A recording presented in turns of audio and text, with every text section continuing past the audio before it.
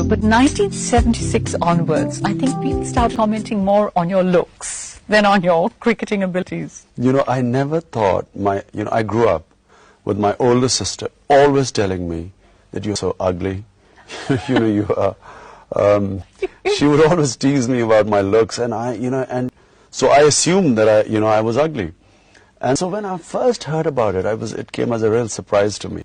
And then I felt that perhaps whenever people are successful in anything, they become, even ugly people start looking good. So, Which sister is this? My older sister, Rubina.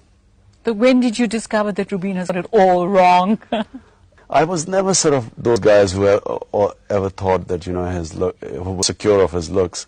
I always thought that, other people were better looking. And I think this is, most people perhaps grow up like that. And I think that's a good thing, because